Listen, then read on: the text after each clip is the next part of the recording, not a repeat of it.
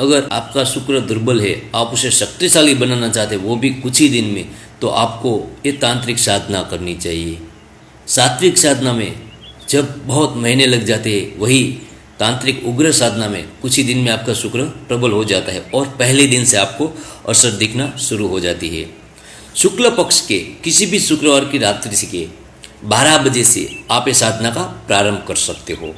ये उग्र तांत्रिक साधना है, इसलिए साधना आपको तुरंत ही फल देगी। इस तरफ आपने अनुष्ठान प्रारंभ किया और उस तरफ आपको फल मिलना शुरू हो गया। अनुष्ठान पूर्ण होते ही आपको इस मंत्र की असर दिखेगी। इसके लिए आपको क्या क्या सामग्री करनी है, कब ये साधना करनी है, वो मैं आपको बताता हूँ। किसी भी शुक्रवार को रात्रि के 12 बजे से आप इस साधना का प्रारंभ कर सकते हो और शुक्ल पक्ष का ही शुक्रवार, और कोई शुक्रवार नहीं। सामग्री में आपको कामदेव यंत्र, शुक्र यंत्र, गुलाब जल, श्वेत चंदन, श्वेत पुष्प, श्वेत आसन, श्वेत वस्त्र, वैजयंती बीज की माला, 2 स्फटिक की माला। एक माला आपको पहनने के लिए चाहिए और एक माला आपको सिर्फ मंत्र के अनुष्ठान दरमियान आपको उसका उपयोग करना है और कहीं नहीं करना है। जो माला आप पहन रहे हो वो माला को आपको मंत्र के जप दरमियान नहीं लेनी है, और जो आप जप कर रहे हो मंत्र का उसको आपको कभी पहननी नहीं है। ये बात याद रहे, भूले मत। खुशबूदार इत्र, चावल, दशांग धूप, कपूर, गंगाजल, मिश्री, चमेली के तेल का दिया, ये सब आपको सामग्री चाहिए। और आपको ये साधना करने के लिए आप ये साधना कहीं भी कर सकते हो। आपके एकांत कमरे में, किसी मंदिर में, नदी के तट पे या अरण्य में आप ये साधना कर सकते हो।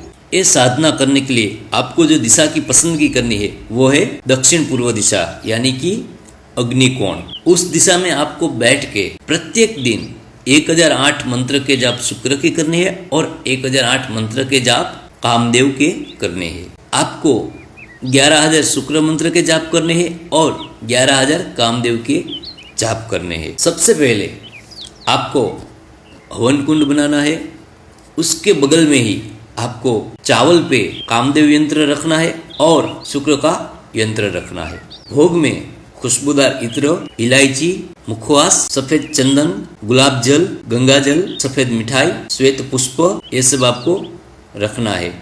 और जो आप माला लेकर आए हैं स्फटिक की माला, उनमें से एक माला आपको वहीं पे चांदी की थाली में या चांदी की डिब्बी में उस माला को रखनी है। अगर हो सके तो 2 चांदी के सिक्के भी आपको अगल बगल में रखने हैं पूजा में। हवन कुंड को प्रज्वलित करके जो आप चमेली का 2 दिए प्रगटाएंगे, उनमें से कामदेव को कीजिए और 1 दिए आपको शुक्र ग्रह को करना है।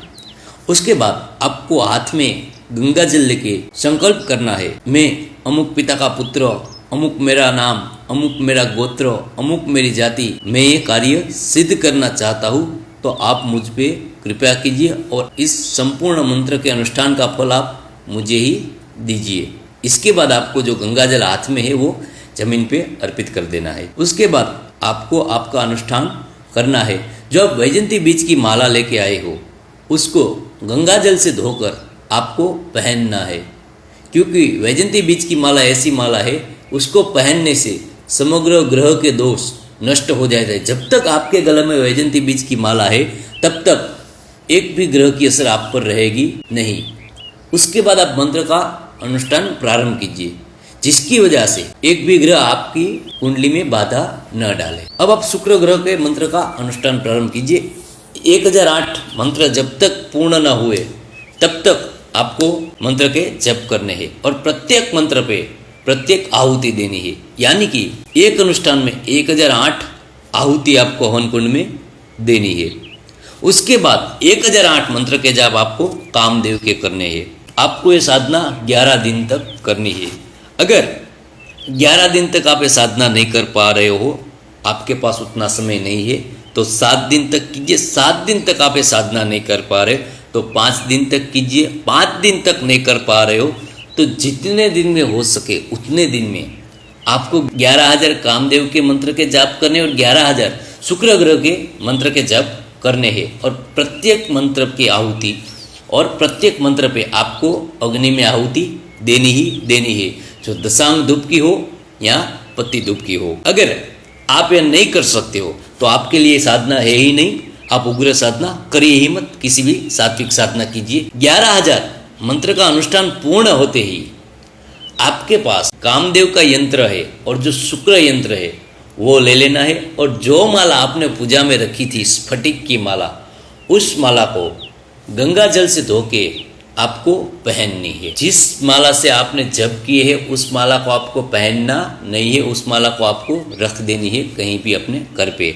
वो माला किसी को देनी नहीं है, न पहनने के लिए, न मंत्र जप के लिए, ना ही किसी को देखने के लिए देनी है।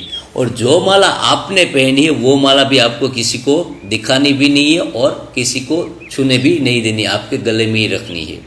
रात्रि के जब आप सो रहे हो, रात्रि के समय में जब आप सो रहे हो, उस वक्त उस माला को निकाल के या तो आप मंदिर में रख दीजिए या फिर आपके तकिए के नीचे रख दिए। सुबह नहाते ही उस माला को आपको पहन लेना है, और जो इत्र आपने पूजा में रखा था वो इत्र आप वहाँ से ले लीजिए और उस इत्र को रोजाना आप उपयोग कीजिए। इस तरफ आपका अनुष्ठान पूर्ण होगा, उस तरफ आपका शुक्र प्रबल हो जाएगा, जिसके कारण आपके जीवन में जो बाधाएं आ रही है, चाहे वो वैवाहिक जीवन की बाधा हो, प्रेम संबंध की बाधा हो, स्त्री पुरुष आकर्षण में बाधा हो, विपरीत लिंग संयोग का अभाव हो, वो सब नष्ट हो जाएगा। आपके जीवन में जो धन हानि हो रही है, धन टिक नहीं रहा है, वो टिकने लगेगा। भोग विलास में जो बाधा आ रही है वो आनी बंद हो जाएगी। आपको जो व्यवसाय में असफलता मिल रही है वो सफलता की ओर आप चलेंगे, और आपकी आर्थिक स्थिरता, आपकी आर्थिक परिस्थिति धीरे धीरे सुधरने लगेगी। ये थी शुक्र की तांत्रिक उग्र विधि जो मैंने आपको बताई।